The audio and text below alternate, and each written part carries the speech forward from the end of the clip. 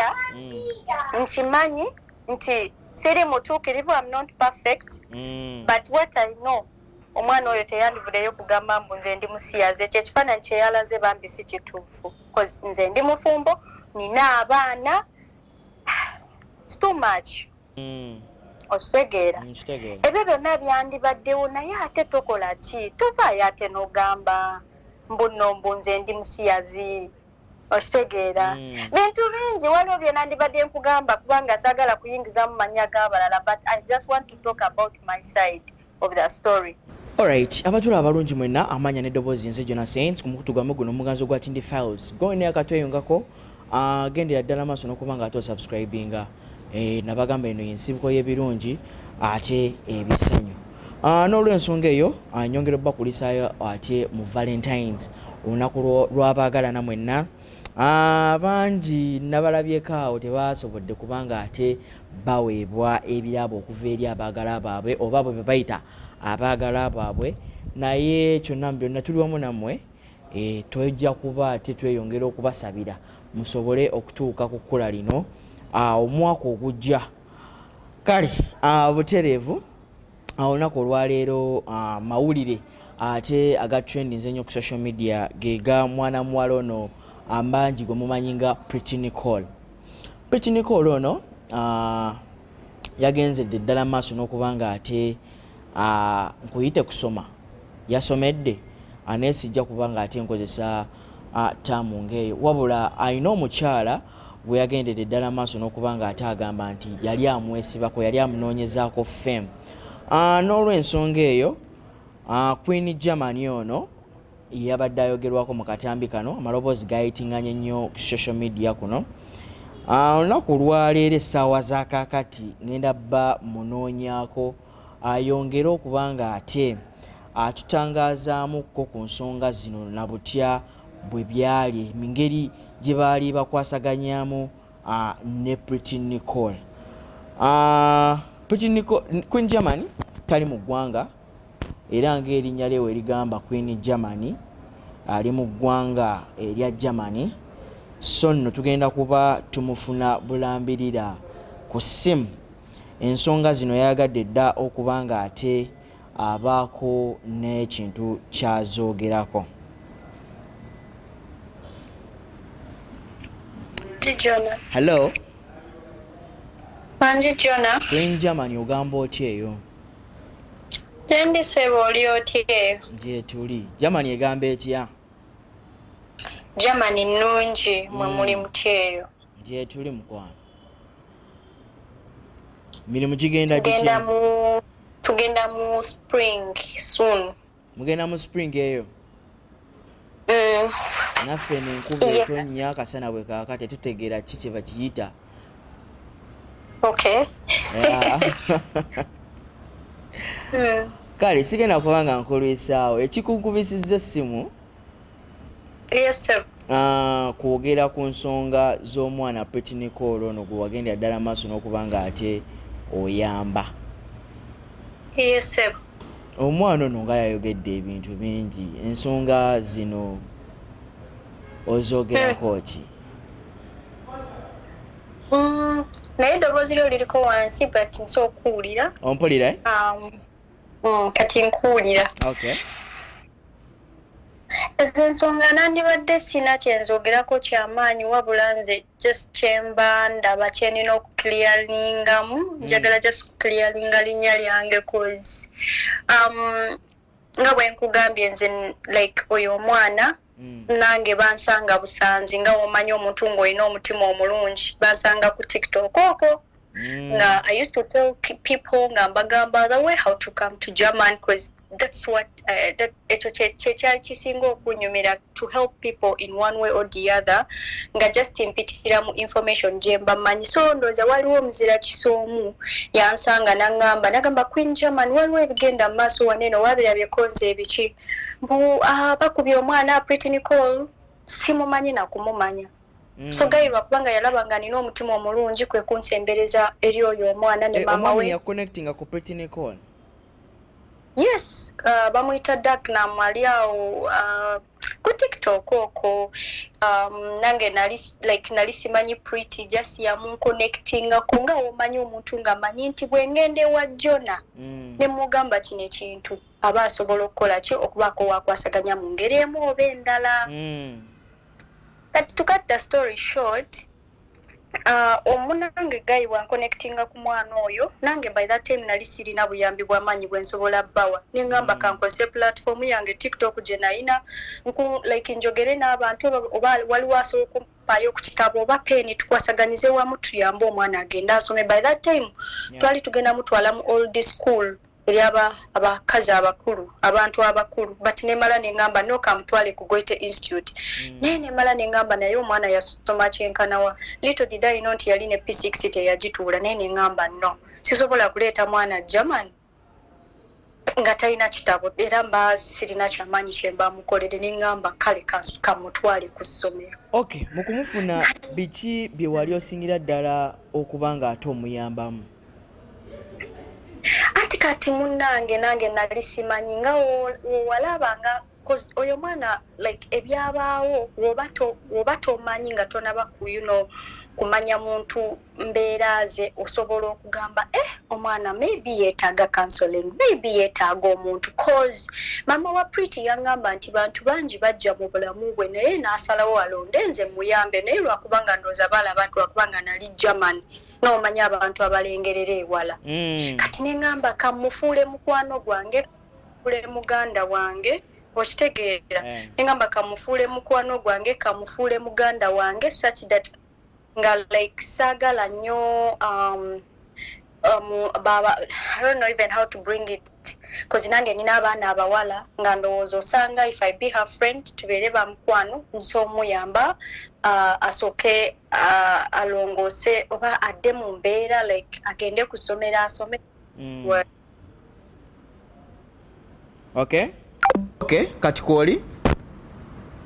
John ambadde nkugamba sorry wabaddewo simu enkubidde that's why simanyi oba mbadde kuki.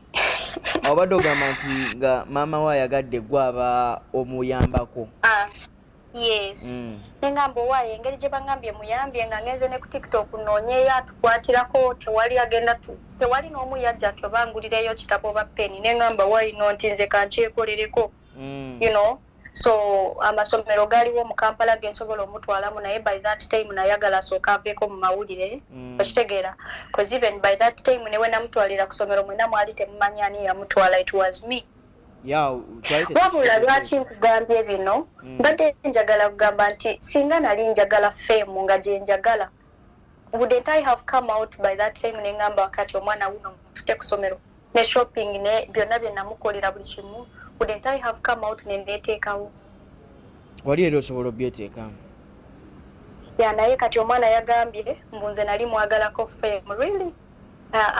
That wasn't true. Just singa omanyi naffe tetubeeko bantu betuyamba naye oba omuntu tomumanyira so we get to know people mu ngeri nnyingi kati oyo namumanyira online nemusembeza just to be her friend just kumu you know nali simanyi nti no nesembereza musota mwana because the problem is not only the girl, it's both sides, even the mom. Mama we ali manipulate nti woba tomumanyi bwakunyumiza ennaku yo you can believe it all but they are all the same because little did I know nti oyo omukyala ye yatolosa oyo omwana ku ssomero nze nno nalimba wakanira ani mama we nalimba agala nnyo mama we yatolosa omwana ku ssomero ye yamutolosa kati nze nanti nawakana naye kubanga nali mbaagala nnyo like nali love yambika amaaso nga mbaagala you know nga I want to protect the girl nga saagala muntu yenna ayogera ku kigambo kyonna okitegeera naye namala nenkitegeera because ne sente zamutwala ku ssomero nze nazimuwa agenda kulira omwana. Oluvannyuma lw'okufuna essomero bagenda ddala maaso n'okubanga ate bakutegeeza ku bitya ebintu bwe byatambula? Nzo okufuna essomero anti nze namutwala naye nayitira mu sister wange engeri nze ze nali eno e Bulaaya nengamba kampite mu sister wange namutwala ku ssomero era embeera zagenda bulungi buli kimu kyatambula bulungi nali mulabirira okuva ku oba nkugamba eki like omwana namufuula muganda wange namufuula mukwano gwange namufuula mwana because I just wanted her to have a bright future okitegeera because abantu ffenna mu nsi naffe nze nange okutuuka wano sigamba nti natuukawo just because of my own family naffe batuyambye mu ngeri emu oba endala so that's why because nze nina abantu bangi benyamba naye tebali mu kamera naye just lwakubanga ono yali mu kamera that's why byasoundinga nnyo but I just wanted her to one day agambe omukyala ali eyo yannyamba bambi okitegeera that's why najja mu bulamu bwe sajja mu bulamu bwe nti oba mwagalako fame nali saagala fame because singa nali njagala fame singa navaayo ne mbagamba kati mulaba nze ntute pretty ku ssomero kati mulaba mugulidde ebitabo no even when she was at school nze bambi namukipinga nga mupromotinga nga nteekayo video ng'ali ku ssomero such that you know ensi ereme mukola ki mukyawa era it's so heartbreaking okay I know okay omwana ono yayogedde Jona kankubulire nze sinze mugagga ennyo siri mugagga naye omutima jasigwe mugagga nakuba abantu ekyo tebali kitegeera nti nze I came in that girl's life okumuyamba kufuuka mukwano gwe okufuuka it's not about money lwakuba abantu ekyo tebakitegeera abamu bali bagamba nti omwana ono omukozesa mufunirako ssente bwe kyali okumukozesa okufuna ki yongerako eddoboozi bali bagamba nti ebyo byonna wali obikola ng'omufunirako ssente omulirako ssente anti kati Jona nkubuulireko nnene ekisinga okwewuunyisa nze ne TikTok tensasula sirina ssente zenfuna by the way kino njogera nga aisura okuyitira oba nkyogera nti aisura upon the living God sirina ssente yonna gyenfuna wadde n'emu nze just omwana namwagala ne maama bonna ne mbaagala naye mukwano bye bansasulamu si bantu they are not people nze saana kulimba ate ekisinga okuneewuunyisa Jona mami w'oyo omwana mbu mulokole obulokole yandibadde abwesonyiwa kozi bonna bali hypocrite baakulyamu enkwe mu ngeri ki anti made saagala nyingire nnyo munda kozi nga wobimanyi Jona those people have public sympathy kyeso okugamba abantu babawuliramu biki you know babafaako nnyo naye ekigambo kye mba njogedde oli ayinza okiyinterpreting obubi nkugambye ono omwana namuyamba okuva nga baakamuwuttula mpaka ng'amaze P7 singa nalina intentions embi results ze wandabako nga nzitaddeyo ku page yange naye wazimanyako zo P7 of course yatulira ku ssomero lya anko wange okitegeera naye bwe namanya results singa nali muntu naye lwakuba nange nakitegeera nti ndi muzadde that's why I did post her results nazisigaza nengamba kanzeesigalize naye mbadde ndabirira oyo omwana okuva ku nnika okuva ku ki okitegeera nze bwe bulumi bwe nina nti nabalaga omukwano naye ate bo ne banjabulira kyekisinga okunnuma okay kankubuuze Jona ku birungi byenkoledde Pretty Nicole bwe najja e Uganda mu supermarket sagenda mu standard supermarket no nagenda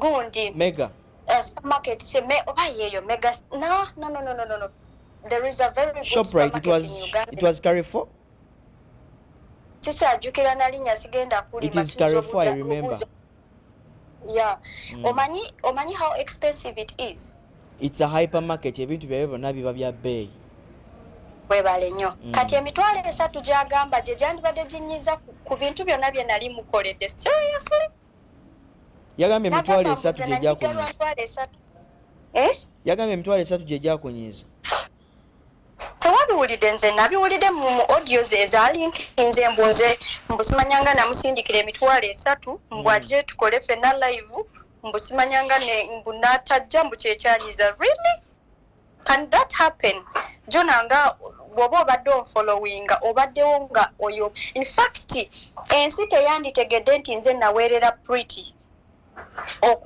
up to olunaku lwe nagamba nti nzija Uganda mukyalira that's when the people got to know about it by the way naye singa nali njagala femu nga bw'akyogera singa navaayo dda nze nali mmanyi nga gwe Jona bwe tunaba nga nze naawe tukolagana nongamba Queen German waliwo kaneno kenfunye nange nengamba waliwo kaneno ke that's what I knew nze nali simanyi nti birimu okubeera ne femu nali simanyi nti naye ki ebigambo ebyasinze nnyo okunnuma mu byonna okunsalako ekigambo mbu nze ndi bisexual ate ndi lesbian ebyo byo tebyandese kyekimu kigenda kulimba omwana ono ajjawo obuyinza obwogera ekintu ng'ekyo ku ggwe ya antikozi ye amanyi nti alina public sympathy kyonna kyasobola okukola kisobola okunyonoonera naye nze nkugambye the reason nti ennaku z'omubbi zibeera ana nti okola ebintu byonna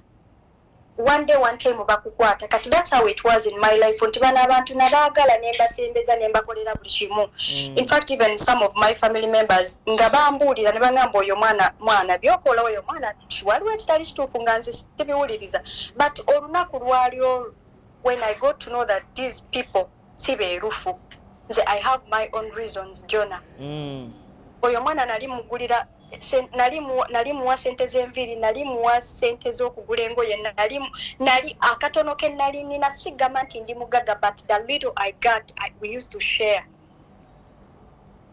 I get your point. So teyandibadde nga avaayo right now to tarnish my name ngate they know bamanyi ye ne mama we they know because even ne bwe twayawukana nagamba mama we ne mugamba na complaininga ng'omuntu ne mugamba munayo oli muzadde yogerako n'omwana naye nga ne mama we ambuzaabuza so n'olunaku lwe nabava mu bulamu bwabwe nagenda ne ngamba mami we ne mugamba 2024 nsaba Mukama Katonda ankutuleka abantu abanzize mabega wabula ngatte ku bantu abatuufu mu bulamu bwange even I can send you the voice message nga ngambe mami we ne mama we n'abako byanziramu because they knew even the mom knew ye mu kumugamba ekintu ekyo kyamusanyusa oba kyamunakuwaza anti that's what I'm telling you nti mama we naye muli wankwe cause nayogera nabo okitegera nengamba mami pretty cause pretty yali andanya like she used to kulyaza amanya nze sente nyingi okitegera this time oyo mwana yajja najja gyendi nangamba Queen German nina akantu kenjagala tukoleko nze ki nga omanyi nti mukolaganira wamu nagamba nina akantu kenjagala tukole tukuze page konze kantu ki nangamba gwe lindako ngenda kakubuulira olwamala ne mugamba pretty wabula I got an idea manyi tugenda okukola tugenda kukola duet nze naawe tufaayo page ejja kukula nga womanyi nga omwogerezeganya wangi hold on a minute ononsonyiwa okubanga njogera speed njagala nti kwanguwa nga abaana bonna tebanazukuka kuba era baba bajja kunsumbuwa that's why ebigambo njogera kino njogera kiri such that kuba bingi tetusobola bimalayo olwaleero mbadde nkyakugamba nti olunaku nze nakera mukole duet yaŋŋamba Queen German konze ki ne bw'oyagala Jona nja kuweereza voice message nangamba Jona nangamba Queen German nangamba nina akantu kenjagala tukole konze kinjagala page yeebule konze okay tugenda kikola tyo nagamba lindako ngenda kugamba kati nze obambala ne mugamba naye pretty teweetaga kubaako kyokola page yange kula just nze naawe tukolenga duet it's gonna be all right buli kimu kijja tambula bulungi ko ye nagamba anti kati olaba sina na data ne mugamba data just emitwalo 2-3 nze nkimanyi nenkwata emitwalo 3 nemugulira data kozi ndowooza nze mumutima kyendowooza engeri gye yali amanyidde okunkula yali alowooza era ku luno ngenda musindikira sente ezisukaawo kati nze namusindikira mitwalo 3 n'agamba kati tugenda kola duet teyajja naye remember already yali amaze okundyaza amanya sente nga musindikira sente z'enviiri nga musindikira sente za kino nga after as long as kasita omusindikira sente ebirala tayagala kumanya buli kimu kiba kiwedde buli kimu kiba kiwedde naye natuula wansi neŋŋamba I think bano abantu bali after money bo tebali nti like it's true love bali after money cause olaba Jona omuntu ngali after money ekintu oba osobola okirabanga bwe kitambula nze like I have my own reason lwaki nakera ku machane ngamba bano abantu no they are not sibeerufu osegera ebyo byonna byandibaddewo naye ate tokola ki tuvaayo ate n'ogamba mbuno mbunze ndi musiyazi osegera bintu bingi waliwo bye nandibadde nkugamba kubanga saagala kuyingiza mu manya g'abalala but I just want to talk about my side of the story. Nti me I want to clear the air nkimanyi nti siri mutuukirivu I'm not perfect but what I know omwana oyo teyandivudeyo kugamba mbu nze ndi musiyaze ekyo ekifaananyi kyeyalaze bambi si kituufu because nze ndi mufumbo nina abaana it's too much. Abantu bangi bagamba okaba baba bali ku lusegere nga mugendera dda maaso n'okuba ne Pretty Nicole nga bagamba nti wali omugobera ku mpapula omutwala e Germany yeetunde. Kankubuuze Germany mugiyise Uganda enensi munaye eri mu Europe tulina amateeka ate naddala omwana omuwala oba abaana toyewali nawe no Germany nawe ebyo bikomeeyo mwezi ensi oba kale katugambe ndoozi ezitakulakulanangako waneeno etteeka likola era ne bwe nandibadde mugobera ku mpapula nandibadde mugobera ku z'okusoma that's why nkuzaayo n'enkugamba nali ngenda kumutwala ku Goethe Institute asoma olulimi alyoka ajje waneeno e Germany kwe kumubuuza olina ebitabo you cannot come to this country nga tewasoma kyekizibu ekiri you need to study.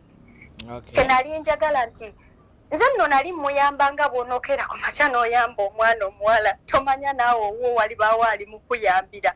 That's why nali nfaayo ennyo ngambe nti asooka aveko e Uganda you know naye nali njagala at least asooka atuukeko mu senior 6 awo kye nali mwagaliza lwakuba munaye ebintu tebyantambulira bulungi cause ye ne maama we bonna bali disorganized as in their family they are all disorganized people.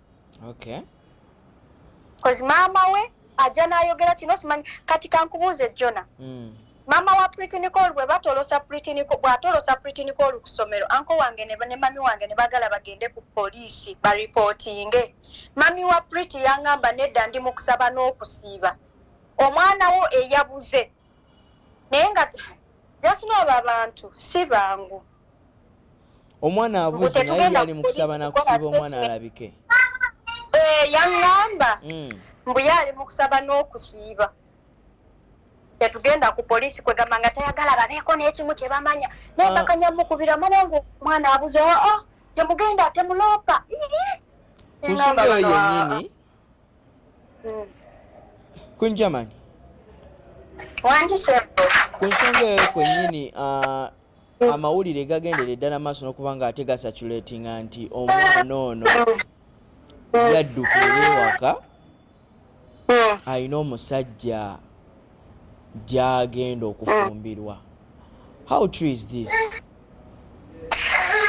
Ate kati n'ekirala kye mutamanyi munnange oyo omwana gwe muliko mukazi mukulu lwakubanga abantu twali tumwesibyeko kubanga kyekifaananyi kye yatulaga luli mu kusooka mbu mwana muto naye mwana mukulu kisobokera ddala buli kimu kisoboka kubanga si mwana muto nedda munnange mukazi mukulu mukazi mukulu agenda kuweza 21 kasita osusa emyaka 19 oba okuze.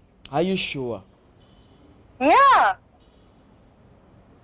Kyewuunyisa kisobokera ddala bwe kimusoboka that's why even mama we playing cool kubanga she knows nti muwala we mukazi mukulu.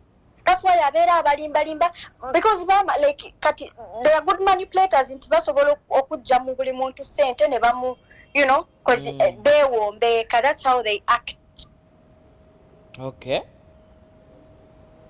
Era y'engeri yaabwe ey'okukuula abantu sente omwana bamufuula nti muto in that time ne bafuuka balungi after nga balina bye bakwagaddemu kati nga addayo mu bukulu. That's how it is. So kisoboka. Kakati ebigambo omanyi bingi ate emboozi eno ebadde mpanvu lwakuba olina engeri gy'ogitemyetemye. Tutunulire n'omuwala Queen Kafta ennaku zino ndaba oyina bye wamusuubiza gwe wasuubiza te kati okutwala e Germany. Ensonga eno yeesigamizza ku Queen Kafta. Kiki kyotegeeza mu ekyo nti ensonga eyo yeesigamye ku Queen Kafta? Kiki kyotegeeza? Omanyi social media eno abantu balina engeri gye balabamu ebintu ebigendera ddala mu maaso. Nga nkijjira ddala ku bintu abantu bye bawandiikako oba bye bassa ku social media kuno. Yes. Abantu bagamba nti Nicole okwefuulira wali wasala dda side ate nodda ew'omuwala eyamuyisa obubi. Ebyo si bituufu munange. Nze ne Pretty Nicole twali twayawukana lwakubanga omanyi kati abanamawulire oba ebintu social media eno baagala nti buli kimu okiteeke awo bo babe nga balaba ekyo. Bo tebamanyi nti ffe tubalaga bye twagala balabe naye si buli kimu. Twali twayawukana dda. After tabiriimu era talina nakyabimanyiko mukazi wattu. That's what I want to clear by the way. Kyo si kituufu. Anti kati eriyo omuntu ali yeebuuza agamba nti ate kati essaawa zino kyogezako okubanga ate oyamba Kafta omukwatirako mu ngeri emu oba endala. But Kafta is a good girl bambi. Yes, simuyaaye. Cause ebbanga lyemaze n'oyo omwana akulaga amazima nti nze am a grown up girl and I'm doing this and this. Okitegeera era we talk like ng'omuntu wonoobeerawo ng'olina kale katugambe if you have an advice cause nze Kafta musingira ddala obukulu. Okitegeera I just give her advice nemugamba kati omanye gye wamaliriza okusoma tusobola okukola kino so okubaako ky'oyiya ekikutwala mu maaso. Those are the ezo zemboozi zetubeeramu even we don't even talk about Pretty Nicole. Naye Kafta mwana mulungi ebbanga lyemaze naye era nejjusa nengamba kale oba singa ye yasooka okujja mu bulamu bwange cause she's a very good girl. Okay, kaakati ensonga zino nga bwe ziyimiridde tebakuggyeemu mutima gwa kuyamba gwa kuddamu kuyamba bantu. Kati ate kati olaba bw'abanga Mukama wate we yantonda nze sirina kyengenda kikolera okuggyako okusaba Mukama nengamba Mukama nnyamba ontaase ondaga abantu abatuufu kuba nze munnange naffe tuyamba bantu tuba tetumanyi. Ate n'ekirala nange nakendeeseza ku stupidi ndeka saagala kwejjusa nga kino ekyambaddeko. Ye mukwano simanyi banaye munansonyiwa ndabika njogedde bingi naye abaana mbadde mpakukapakuka maybe next time mulinsanga nga ntudde nga nteredde nga tebiriimu kupakukapakuka. Nikola kikuba Jona nawe gw'oluddewo essaawa zino okwataganye. Anti kati olaba nakujjukira wali eri kati singa twayogeredde wali eri nandibadde settled nga sirina kinsumbwa naye kati onkubiridde musawo abaana bazukuse ninakuwa attention mpa abaana attention kati that's why badde mpakukapako nonsonyiwa. Kale tekirina buzibu tugenda kuba ate tukwatagana mu kitundu ekyokubiri. Yes sebo maybe there. Oyongere okuba nga ate otulambulira ensonga zino. Kale Jona kale toyanza nnyo tweyanzeege. Kale bana bye bye.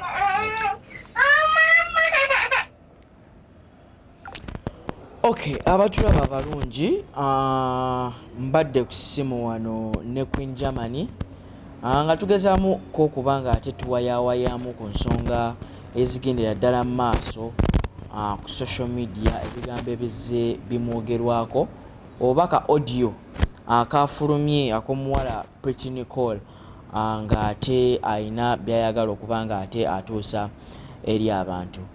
Mu kaseera kano akwataganyeemukko naye mbasuubiza ngenda kuba ate mubakomezaawo mu kitundu ekyokubiri tufune exclusive interview naye ate ku nsonga zino. Nze Jona Saints gwene akatweyongerako ddala ku mukutu gwaffe guno gwa Tindi Files agenda ddala maaso n'okuba nga tosubscribinga onyige ne ka notification bell ako. Uploads ez'enjawulo zetunaba tukoledde zijja kuba ate zikutuukako mu bwangu ddala. Ngenda kuba ate mbeerakiriza mu kaseera kano mubeere bulungi, mweraba.